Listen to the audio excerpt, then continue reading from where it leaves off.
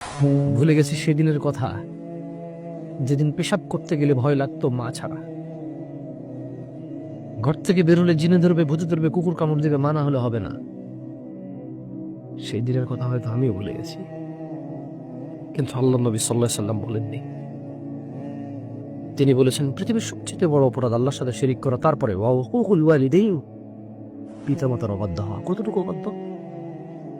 পারবো না, করবো না, এখন না।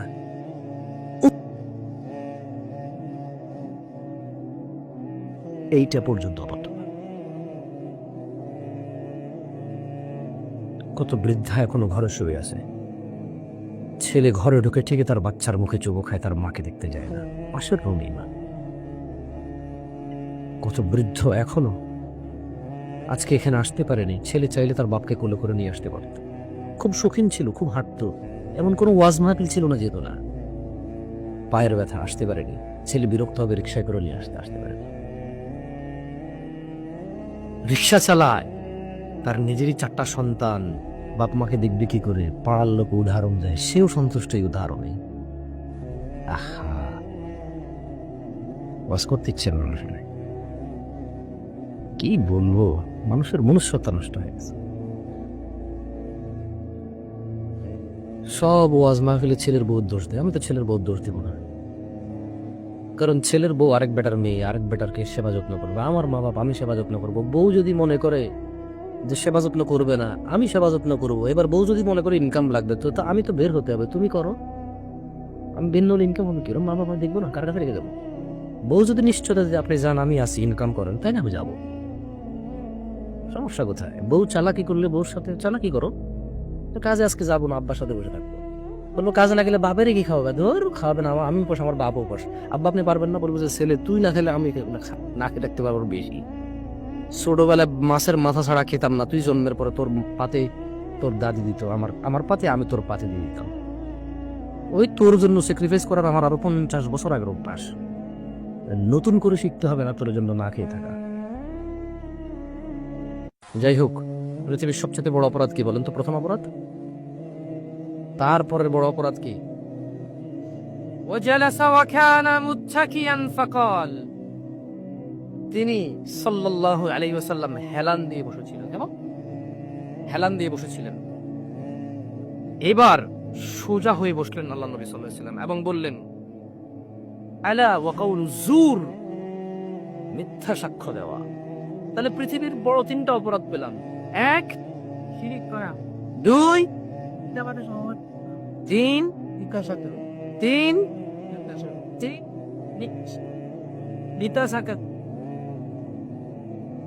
এতবার কেন বললাম জানেন? সাহাবারা বলছে, قال فما زال يكررها حتى قلنا ليت له سكت। মিথ্যা সাক্ষ্য দেওয়া পৃথিবীর বড় অপরাধ, এই কথাটি আল্লাহ নবী সাল্লাল্লাহু আলাইহি ওয়াসাল্লাম বারবার বলতে থাকলেন। এমনকি সাহাবারা বলতে লাগলেন, যদি আল্লাহ নবী সাল্লাল্লাহু আলাইহি ওয়াসাল্লাম আর না বলতেন, একটু এবার শান্ত। মিথ্যা সাক্ষ্য এত বড় অপরাধ। আলিম, মহিলা এবং পুরুষ।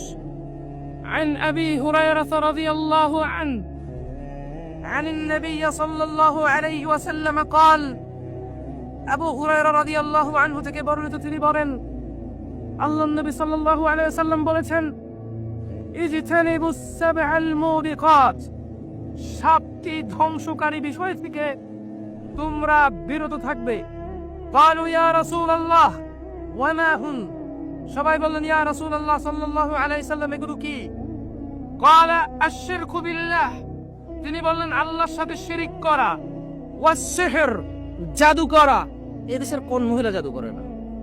জাদু কতটুকু কাজ করে আর করে না সেটা ভিন্ন কথা। এখন তো সব যুবকরাই প্রেমিকার জন্য জাদু করে।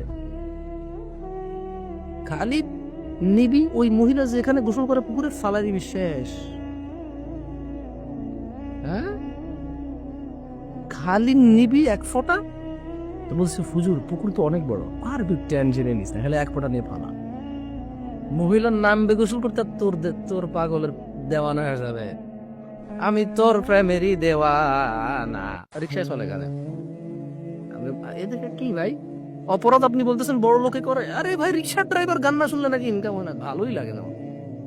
ও জানে না এই গান এই পৃথিবীতে ভূমিকম্প নিয়ে আসে।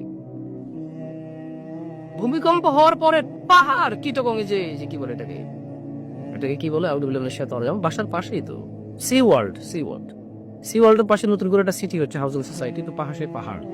সি ওয়ার্ল্ডে সারাদিন দুম দুম দুম দুম বাজতে থাকে। গত কিছুদিন আগে পাহাড় দোষে দেখলাম যে কত বছর মারা গেছে, আল্লাহ ওদেরকে শহীদ দরজা দেখে আমিন। তাই বললাম যে কেমন কথা, আল্লাহ নবী সাল্লাল্লাহু আলাইহি ওয়াসাল্লাম বললো যে গান বাজনা মিউজিক বেড়ে গেলে কি হবে বলেন তো? বাদ্যযন্ত্র বাড়লে ভূমিকম্প বাড়বে। এই পাহাড়ে থেকে বাদ্যযন্ত্র শুনে মানি পুরা কি ওই যে ওই পাগলের মতো, যে পাগল ঢালে বসে কোড়া কাটে। তোমার জানা, ব্যভিচার, মদ, সুদ, ঘুষ আজকেই সমাপ্ত করো। যদি তুমি সমাপ্ত না করতে চাও, তবে তুমি কতদিন বাঁচবে সেটার নিশ্চিত হয়ে নাও। যদি নিশ্চিত হয়ে যেতে পারো, মৃত্যুর আগে ঠিক হয়ে যাও। আর যদি মনে করো কবে মরবে তা জানো না, তবে রবের পক্ষ থেকে তোমার জন্য ডাক আছে। ও আলিম পার মানুষ, ধনী ও দরিদ্র, খেটে খাওয়া ও উচ্চ বিলাসী উচ্চ শিক্ষিত, ও আলিম পাড়ার দরিদ্র পরীক্ষার্থী আল্লাহর পক্ষ থেকে, ও আলিম পাড়ার ধনী পরীক্ষার্থী আল্লাহর পক্ষ থেকে তোমাদেরকে তোমার রব ডেকে বলছে, ওয়াসারিউ ইলা মাগফিরাতিন মির রাব্বিকুম ওয়া জান্নাহ, ওয়া জান্নাতিন আরদুহাস সামাওয়াতি ওয়াল আরদ উইদ্দাত লিল মুত্তাকিন। ও আলিম পাড়ার মানুষ, তীব্র গতিতে আল্লাহর ক্ষমার দিকে ও আল্লাহর জান্নাতের দিকে যাও, যার বিস্তৃত আসমান সমূহ জমিনের সমান, যা প্রশস্ত, যা প্রস্তুত রাখা হয়েছে মুত্তাকিদের জন্য। আলিম পাড়ার অপরাধীরা, বাংলার জমিনের অপরাধীরা, আমি নিজেকে এখান থেকে বাদ দিয়ে বলছি না, আল্লাহ তাআলা সুযোগ দিয়েছেন। ও তারা যারা তোমরা নিঃশ্বাস নিতে পারছো, তোমাদের যাদেরকে আমার রব এখন পর্যন্ত সুযোগ দিয়ে যাচ্ছে, তোমাদের জন্য ভালো খবর আছে। যা করেছো করেছো, যা করেছো করেছো, মনে আছে অথবা ভুলে গেছো। যা করেছো করেছো, মনে আছে অথবা ভুলে গেছো। সংশোধন ফেরত দেওয়া সম্ভব অথবা অসম্ভব। যাই করে ফেলেছো করে ফেলেছো। ওয়াসারিউ ইলা মাগফিরাতিন মির রাব্বিকুম, তোমরা সবাই রবের ক্ষমার দিকে দ্রুত আসো, দ্রুত নিজেকে সংশোধন করো। আমার আল্লাহ বলছেন মুহাম্মদ সাল্লাল্লাহু আলাইহি ওয়াসাল্লাম এদেরকে বলেছেন, কুল লিইবাদিয়াল্লাযীনা আসরাফু আলা আনফুসিহিম লা তাখনাতু মির রাহমাতিল্লাহ ইন্নাল্লাহা ইয়াগফিরুয যুনুবা জামিআ, ইন্নাল্লাহা ইয়াগফিরুয যুনুবা জামিআ। আলিম পাড়ার ও বেঁচে থাকা মানুষরা, মা ও বোনেরা, ভাইয়েরা, আলিম পাড়ার পুরুষ ও নারীরা, আলিম পাড়ার বিবেকবান মানুষরা, ধনী ও দরিদ্ররা, তোমাদের রব তোমাদেরকে বলছে, কুল ইয়া ইবাদিয়াল্লাযীনা আসরাফু আলা আনফুসিহিম, হে আমার বান্দারা, তোমরা যারা নিজেদের প্রতি অবিচার করেছো, লা তাকুনাতু মির রাহমাতিল্লাহ, আল্লাহর দয়া থেকে নিরাশ হয়ো না। আলিম পাড়ার মানুষরা, ও ঘুষখোর সুদখোররা, ও যুবক বৃদ্ধ জানাকারীরা, ও জালেমরা, ও বেনামাজি কাফের মুশরিকরা, ও অন্যায়কারীরা, ও মুনাফিকরা, ও ধোঁকাবাজরা, যা করেছো করেছো, তোমাদের রব তোমাদেরকে জিন্দা রেখেছে। এটা ওনার পক্ষ থেকে তোমাদের জন্য এই পৃথিবীর সব চাইতে বড় নিয়ামত। বেঁচে আছো মানেই ক্ষমা চাওয়ার সুযোগ আছে, বেঁচে আছো মানেই সংশোধনের সুযোগ আছে। দরিদ্র রিক্সা চালাও, তুমি হতাশ না। তোমার বেঁচে থাকা তোমার জন্য কত বড় নিয়ামত। যেদিন অপরাধ সংশোধন না করে মারা যাবা, সেদিন তুমি বুঝতে পারবা।